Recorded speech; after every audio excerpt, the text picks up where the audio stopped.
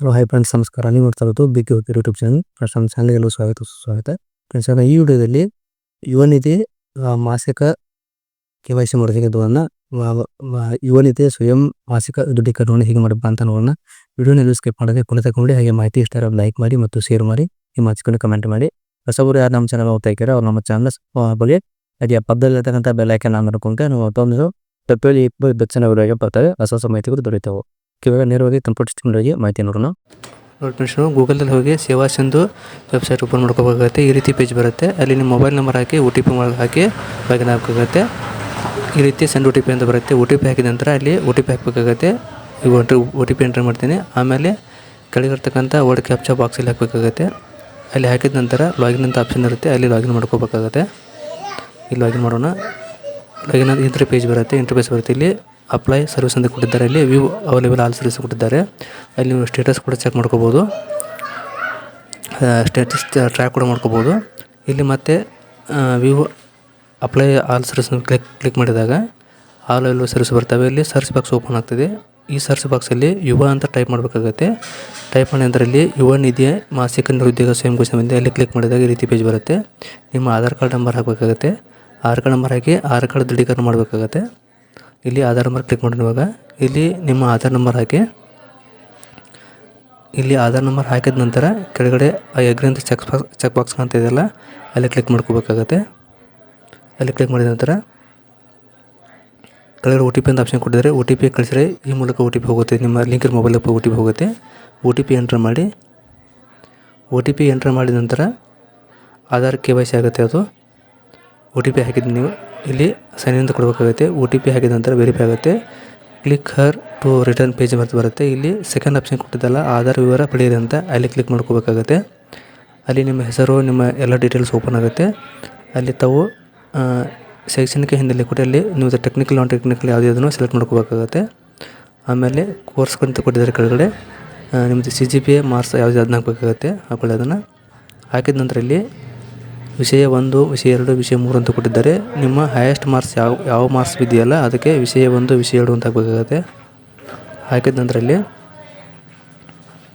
Aggregate ಕೊಡಿ. CGPA ಯಾರು ಕೊಡ್ಬೋದು. CGPA ಕೊಟ್ಟರು ನಡೆಯುತ್ತೆ ಅಥವಾ ಅಗ್ರಿಗೇಟ್ ಕೊಟ್ಟರು ನಡೆಯುತ್ತೆ. CGPA ಹಾಕಿದ್ರೆ ಸೇಮ್ ಬರುತ್ತೆ, ಅಗ್ರಿ ಹಾಕಿದ್ರು ಕೂಡ ಸೇಮ್ ಬರುತ್ತೆ.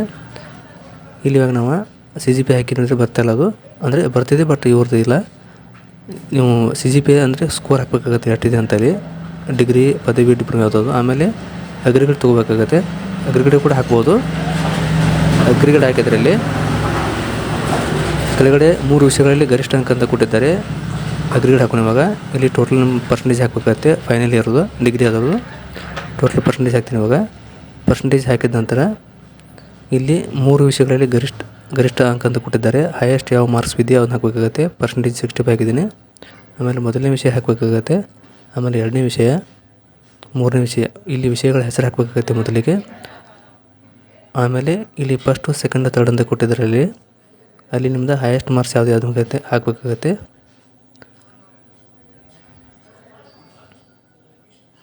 ಮೊದಲನೇ ವಿಷಯ ಆಗಿದೆ ಅದು.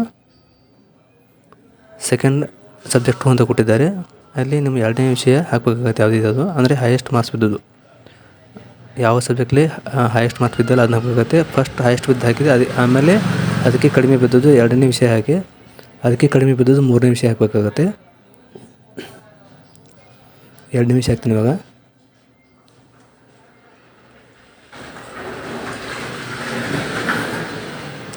ಸೆಲ್ ಬಾಲೇಜ್ ಅಂತಿದೆ. ಆಮೇಲೆ 3ನೇ ವಿಷಯ ಕೊಟ್ಟಿದ್ದಾರೆ. 3ನೇ ವಿಷಯ ಯಾವುದೇ ಅದನ್ನು ಹಾಕಬೇಕಾಗತ್ತೆ. ಇದು BSc ಇದ್ದ ಒಬ್ಬ ವಿದ್ಯಾರ್ಥಿದ KYC ಆಗಿದೆ.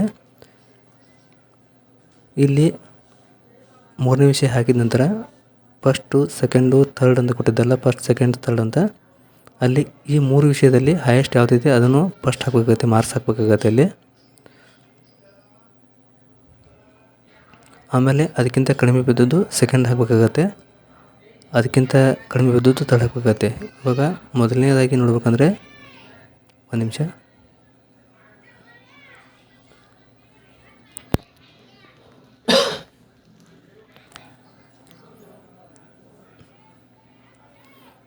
ಇಲ್ಲಿ ಇವ್ಯಾಲ್ಯೂಷನ್ ಆ್ಯಂಡ್ ಡೆವಲಪ್ಮೆಂಟಲ್ ಅಂತಿದೆ. ಅದನ್ನ ಹಾಕಿದ ನಂತರ ಇಲ್ಲಿ ಫಸ್ಟ್ನೇ ವಿಷಯ ಎಷ್ಟು ಮಾರ್ಕ್ಸ್ ಬಿದ್ದಾವೆ ಅದನ್ನು ಹಾಕಬೇಕಾಗತ್ತೆ. First one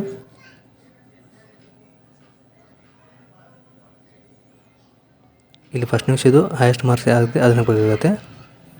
evaluation and developmental biology ಕೊಟ್ಟಿದ್ದಾರೆ. ಆಮೇಲೆ ಇಲ್ಲಿ ಫಸ್ಟ್ ಹೈಯೆಸ್ಟ್ ಮಾರ್ಕ್ಸ್ ಇದ್ದದ್ದು 66 ಆಗಿದೆ, ಸೆಕೆಂಡ್ ಬಂದುಬಿಟ್ಟು 61 ಆಗಿದೆ, ಥರ್ಡ್ ಬಂದು 59 ಆಗಿದೆ. ಇಲ್ಲಿ ಬೋಧನಾ ಮಾಧ್ಯಮ ಕನ್ನಡ ಇಂಗ್ಲೀಷ್ ನೀವು ಯಾವುದಿದೆ ಅದನ್ನು ಹಾಕ್ಬೋದು. ಕನ್ನಡ ಆ್ಯಂಡ್ ಇಂಗ್ಲೀಷ್ ಎರಡೂ ಇದೆ ಅವ್ರದ್ದು, ಕನ್ನಡ ಇಂಗ್ಲೀಷ್ ಎರಡು ಹಾಕಿದ್ದೇನೆ. ಆಮೇಲೆ ನಿಮಗೆ ಆಂಗ್ಲ ಭಾಷೆ ಓದಲು ಬರೆಯಲು ಮತ್ತು ಮಾತನಾಡಲು ಬರ್ತಿದ್ರೆ ಮೂರನ್ನು ಟಿಕ್ ಮಾಡ್ಕೋಬೋದು. ಬೇಕಾದರೆ ಇಲ್ಲಿ ಅಡ್ರೆಸ್ ಅಟ್ಮೆಂಟ್ಗೆ ಬಂದಿರುತ್ತೆ. ಇಲ್ಲಿ ಎಲ್ಲ ನೋ ಅಂತ ಕೊಡಿ ಅಥವಾ ಎಸ್ ಅಂತ ನೋಡ್ಕೊಂಡು ಎಸ್ ಅಂತ ಮಾಡ್ಬೋದು. ಇಲ್ಲಿ ಕೆಳಗಡೆ ಇದನ್ನು ಎಸ್ ಅಂತ ಕೊಡಬೇಕಾಗತ್ತೆ. ಇಲ್ಲಿ ವರ್ಡ್ ಕ್ಯಾಪ್ಚಾ ಹಾಕಿ ಅಲ್ಲಿ ಬಾಕ್ಸಲ್ಲಿ ನಂಬರ್ ಹಾಕಿ ಇಲ್ಲಿ ಕೆಳಗಡೆ ಸಬ್ಮಿಟ್ ಅಂತ ಕೊಡಬೇಕಾಗತ್ತೆ.